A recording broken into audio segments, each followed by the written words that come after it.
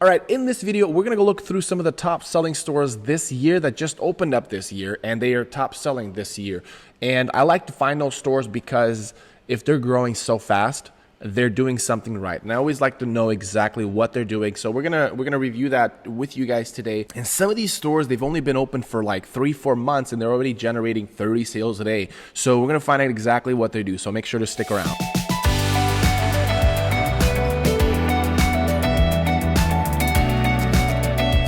Hi guys, my name is Vlad. I'm the owner of TagPop. It is the #1 pet product store in terms of daily sales on Etsy. You can check with eRank, and that's as of recording this video. So if I am broke in the future and you're watching this video, life wasn't good to me. But as of now, I am a top seller.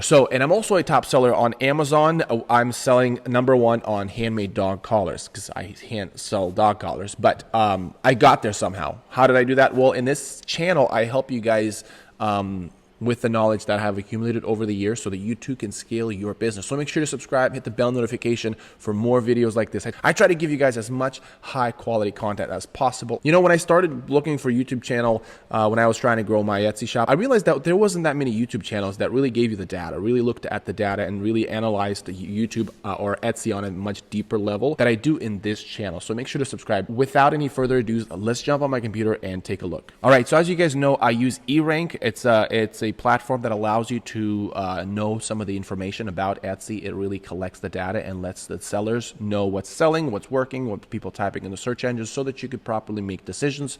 They're not sponsoring any of my videos. A lot of people say, man, you use eRank as if you're like sponsoring them. I'm not. I wish they reached out and say, hey, we'll give you money for all the things you're saying about us.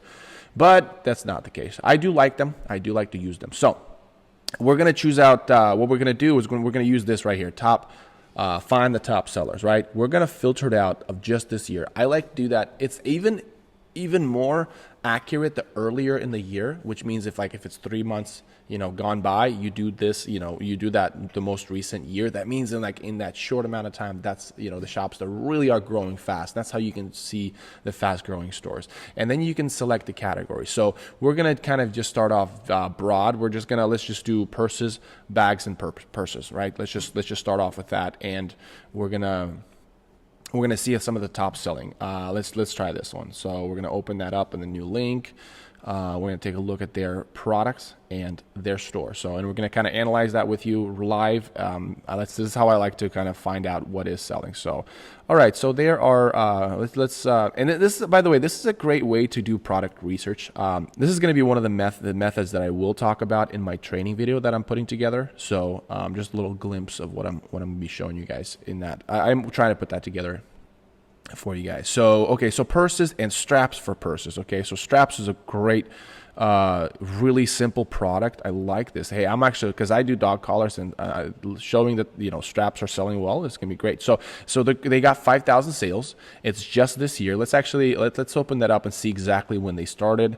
We're gonna take a look at reviews. I like this whole feature. You guys, I always come back to it because it really gives you the data of how this shop is doing now. So okay, so May 2nd was their first review. That was okay. So that's like 4 months ago, 3 months ago, 3.5 months ago. So it's a very brand new shop. 3.5 months ago, 500 sales. Come on. That shows you data. That shows you that, hey, these guys are selling. So sometimes with these new shops, they don't disable this. Oh yeah, so they don't disable this little dealio. So if I click on this, it'll show me exactly what they're selling now. So and that's kind of like, I disable that. Most people disable that because nobody wants to know what they're selling. But when they haven't, it's kind of good to take advantage of that. Take advantage of people that are new. It's like, new kid on the block. But yeah, like for example, I'm seeing this one is being sold really well. Yeah, $52. My goodness. Okay, so, and it's not just straps. It looks like it's like a fanny pack kind of thing. But man, this is good. So you know what? One thing when I do these kind of things, I always try to notice the trends. Obviously, bohemian or boho kind of style, and then teal. Teal has been a very popular, or turquoise has been a really popular color. Or I know teal and turquoise are different in terms of how they look, but this kind of like green, somewhat blue in a tint of blue. It's been a really popular one, so that's something I always keep note of. That's really cool. So that's one thing I discovered. So if like for example I'm doing product research, I will put that as a, like, hey, what about that? You know, why not do that? So really cool. So let's try another category. Let's do bath and beauty, and we're gonna do this here. Whoops. Wait, this is let's just close this one. And there we go. Bath and beauty. And you can go through all these stores. They all do different type of stuff. Look, you know, let's see. Sometimes they're leather, sometimes they're sewing. So if you're a sewer, I would go through some of these and just really take a look and see what people are doing. Now we might not even need to open up that. We could just copy this. We go on Etsy, type into search, and we're not gonna hit enter. We're actually gonna let this pop right underneath it, and we're gonna click it, so we go straight to the store. Or you can type in Etsy.com/shop/ and then paste that in there. All right, so pacifier clips. This is really cool. Silicone pacifier clips, chew toys. Let's see. So yeah, they haven't disabled. And that's the nice thing about finding those new shops that are doing really well. Sometimes they don't disable that, and you can really see the trick. Okay, so they're selling a lot of these bad boys. Now, I doubt they make it themselves. I think they buy it and resell it, which, you know, this is nice because I think they probably assemble this. Okay, yes, they assemble this because you need the personalization. They can see them assembling. But it's in terms of pacifiers, I could see them buying this on Alibaba and just reselling it. Which again, you know, do it at your own risk. I mean, unless you justify it by saying, "Hey, I sell pacifier clips and I upsell this," sure. But I doubt that they have a mold and they're you know, molding this up and making these. I mean, this is cool. These are good pacifiers. I have kids, and I can tell you these are good pacifiers. So yeah, pacifier clips. But it's like, yeah, this. If you want to get into, if you bead making, if you're, I just made a video about jewelry, and one of those jewelry types is beads. If you have jewelry, if you have the beads already, might as well buy some more stuff and make pacifier clips and make them personalized. It's a great one. And if you can make it a chew toy, bam, you got it. All right, let's look at another category. So this is how I review. By the way, when shops they just open up, one thing you'll notice, they'll do a lot of listings. Okay, they do a lot of listings, and there's just different keywords upon keywords. Now, you know what? I don't think, like I said, I don't think they hand make it themselves. I really think they resell a lot of this stuff. But which is, you know, this kind of stuff I can see them making it. That's fine. But a lot of this stuff, unless there's a way of making it that I don't know, methods, but you know, yeah, that right there is probably a resell. So yeah, baby market is one of those markets that is a really good one because people have more than one baby, and the babies grow up, and especially if you have if they bought from you once, and there's other stuff along the growth of growth of a child, you know, like this kid, I can see his mom made him do it. Yeah, I don't think first of all he really needs it. It's something more like this kid or this kid needs it. That kid doesn't need it, you know. So. Yeah, kid stuff is really nice. So let's look at something else. Let's go on handmade. I didn't know that was a category. I thought Etsy was handmade. Let's see. Okay, so this one, I made it. I did it in my other video, but they sell crystals. Crystals are nuts. I mean, if you can sell crystals, look at that, 40,000 sales. And this store, I've looked it up. They've only been open for 4 months, so they took off fast. Now, I would imagine you would need to have a large collection of crystals. So if you're sitting on a pile of crystals, you can sell them on Etsy. I'll just give you that. Okay, so this is probably handmade supplies. Handmade supplies sell really nice on Etsy. Let's go to something more like, let's go wedding. Usually weddings, wooden laser machines, laser cutting machines are usually very popular, and or engravers. So let's open this one up. They're really popular to use for those kind of events because you can cut out signs, you can do signage. Cake toppers. So let's do find a store. Are we gonna find a store here? Let's just do this. Shop / and just paste the name and whammo. Yeah, cake toppers. So yeah, laser cutting machines and cake toppers. So if you want to invest into a laser machine, let's type in Forge laser. I butchered the tie. Well, did I? I don't know if I did. But Ford Glowforge, that's what it was. Glowforge.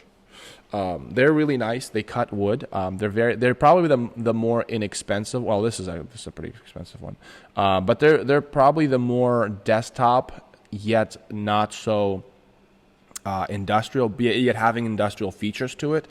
If you do, this one's expensive. I've seen some for $3,000. Let's but if you do want to start a business and you want to really invest into something, I would look into this. And this is a good start. Like I said, there's so much you can do with a Glowforge. I wonder if their price has gone up because of this whole inflation thing. Okay, so there's different. Yeah, there's the basics. You can look at the details, but great little. I mean, look at this. If they got 6,000 sales, let's see how long they've been open. They've been open. Look at their last review. Wait, did I filter it? No, I didn't filter it. You gotta filter it, and then you go on the last review.